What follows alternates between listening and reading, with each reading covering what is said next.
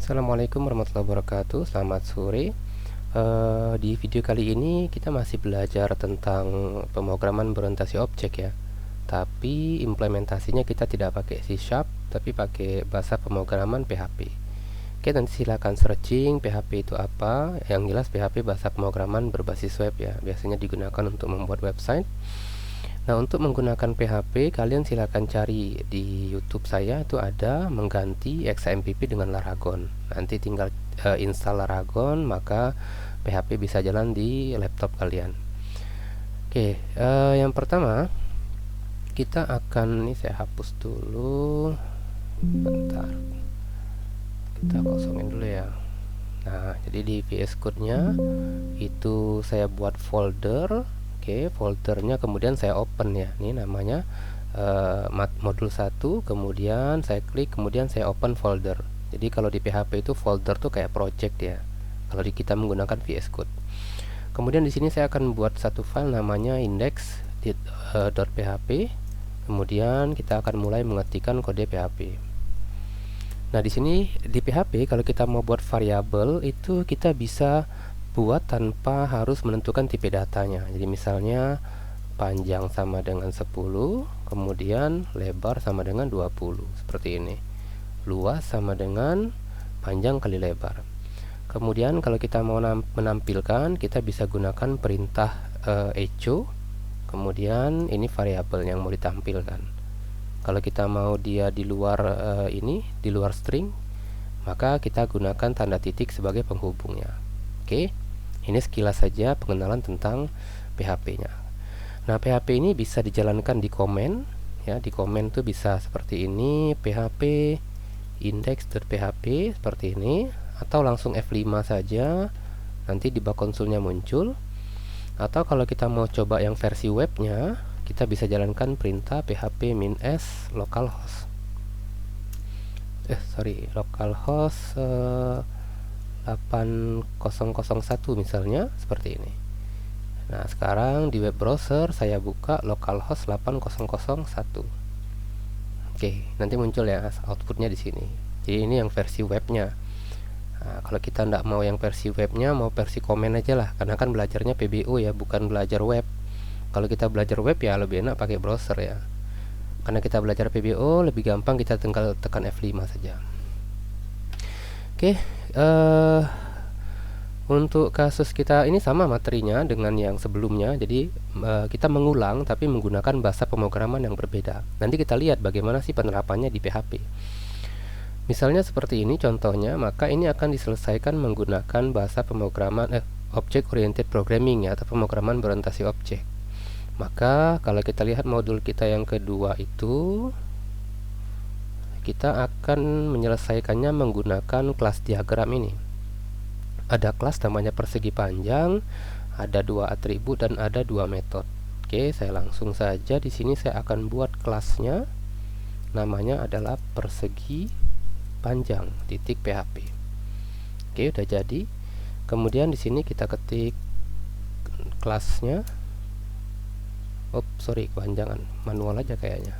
Persegi panjang. Seperti ini. Kalau di PHP itu untuk buat kelas itu seperti ini. Kemudian untuk buat atribut ini ada tipenya, berarti private. Di sini private panjang, kemudian private lebar. Nah, kalau di PHP variabel tuh nulisnya kayak biasa gini ya. Kalau di C# kemarin kan dia huruf besar nih standarnya. Nah, kalau di PHP enggak. Kemudian kalau di PHP untuk membuat konstruktor kan ini kan kalau di modul kan aturannya adalah namanya sama dengan nama kelas, tidak ada void dan return. Nah, kalau di PHP itu beda.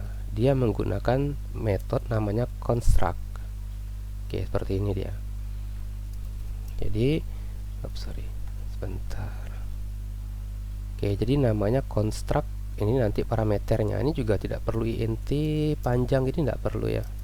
Nah, kalau mau sih silakan saja, tidak masalah. Kemudian untuk mengakses atribut, kalau di PHP kita menggunakan this. Ini tanda panah ini. This tanda panah, kemudian nama atributnya. Oke. Kemudian untuk buat metode tampil, Kan kalau kita lihat kan di sini kan tipenya void ya. Nah, di PHP itu tidak ada tipe dia. Jadi langsung saja seperti ini, public function tampil luas. Kalau tipe ini ada dia. Nah, tipenya di belakang, sorry. Oke, gini dia. Jadi metode ini tipenya void. Sorry ya, bukan tidak ada ya, ada tapi dia di sini, bukan di sini. Kemudian di sini seperti kode sebelumnya, luas sama dengan gini. Oke, ini udah selesai.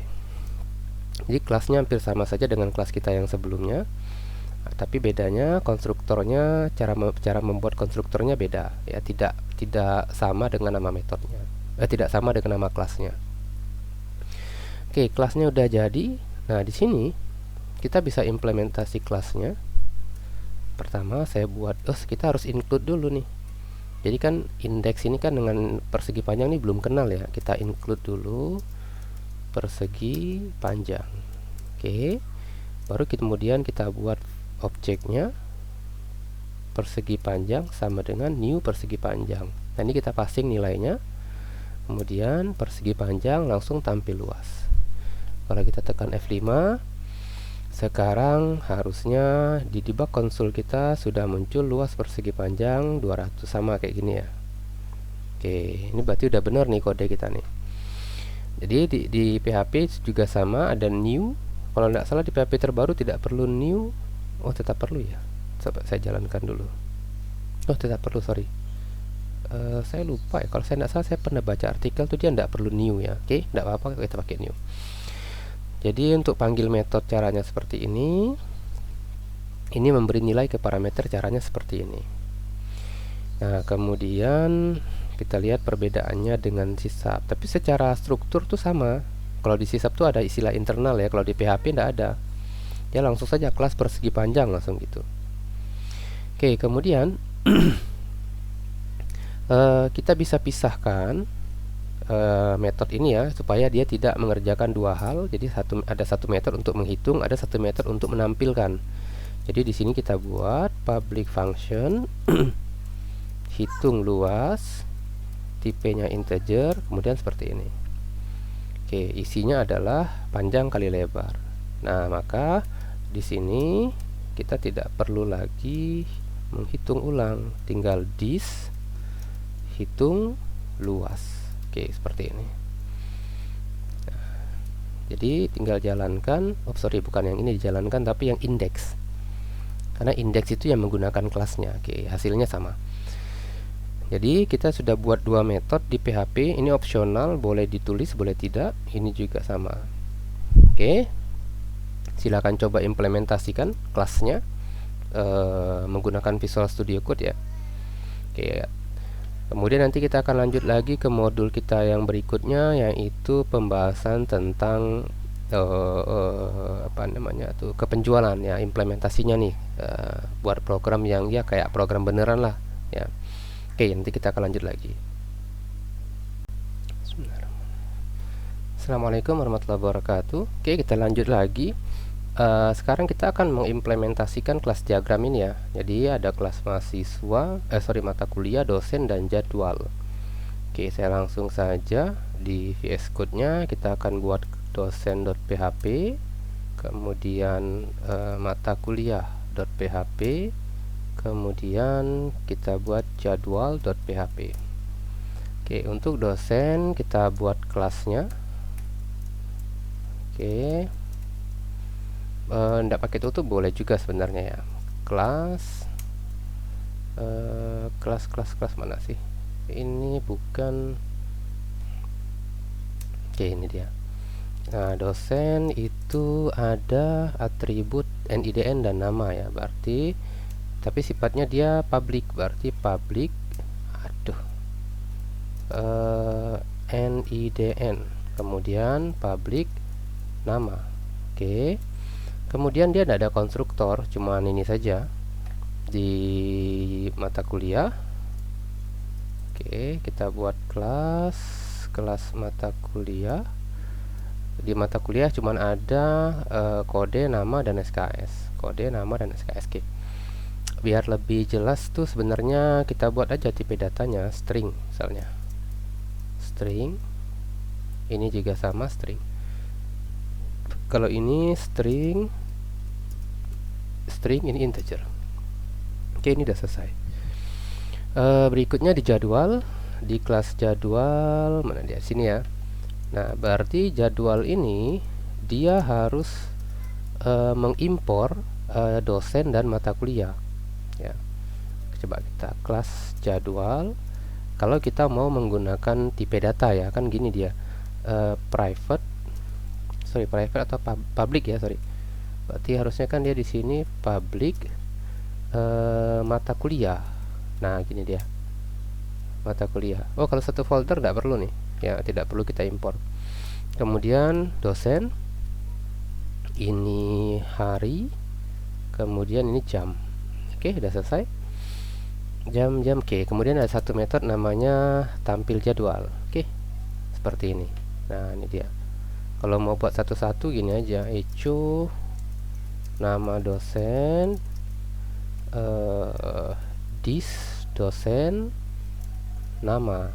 Harusnya dia muncul otomatis ya gini. Oke, kemudian kita echo lagi, BR, kemudian mata kuliahnya apa, BR lagi, kemudian harinya apa, kemudian BR lagi, jamnya. Mata kuliahnya ini mau saya tampilkan juga SKS. SKS. Oke, udah selesai. Jadi simple ya kalau di PHP. Di sini tidak ada konstruktor, cuma satu metodenya. Sekarang kita gunakan kelasnya di index.php. Berarti pertama kita buat dosen sama dengan new dosen. Kemudian dosen NIDN, kita isi NIDN-nya, namanya misalnya Joko. Kemudian ada mata kuliah, kita buat objeknya, lalu kodenya, lalu namanya dan SKS-nya. Nah, ini ya, saya harus ada yang keliru nih. Ternyata kalau kita di PHP, kalau dia masih satu folder, kita tidak perlu menggunakan include ya, dia otomatis. Kalau beda folder, kayaknya baru pakai include ya. Oke, udah selesai. Tinggal kita buat objek jadwal, kemudian dosen, masukkan dosennya, mata kuliah, harinya, jamnya, kemudian jadwal, tampil jadwal. Oh, ini salah, maksudnya ini tidak standar PHP. Standar PHP itu gini, itu huruf kecil ya. Oke, ini kita ubah. Oke, kalau kita jalankan indeks ini sekarang, harusnya dia sudah, ini ada error, dosen not found di index. Bener saya, dia harus pakai include. Iya, dia tidak atau auto load ya, tidak auto load. Oke, nanti kita bahas ada caranya supaya dia auto load. Oke, ini udah muncul. Karena kita di konsul untuk baris baru tuh bukan pakai BR tapi pakainya /n. Kita ganti dengan /n. Ini juga sama seperti ini. Oke, kita ulang lagi, jalankan indeksnya. Oke, udah muncul. Jadi implementasinya di PHP itu kurang lebih seperti ini. Jadi ini objek dosennya harus include dulu kelasnya, kemudian ada objek mata kuliahnya juga sama, include mata kuliahnya, kemudian ketemulah mereka di jadwal. Ya, kemudian di sini kita panggil metode namanya tampil data. Oke, ini selesai untuk latihan yang pertama. Kemudian untuk latihan yang kedua, di latihan yang kedua ini kita bisa buat kelas baru namanya item. Nah, kalau di latihan kedua ini bedanya gini ya. Di PHP, karena kan nanti kita ada pakai tipe data list.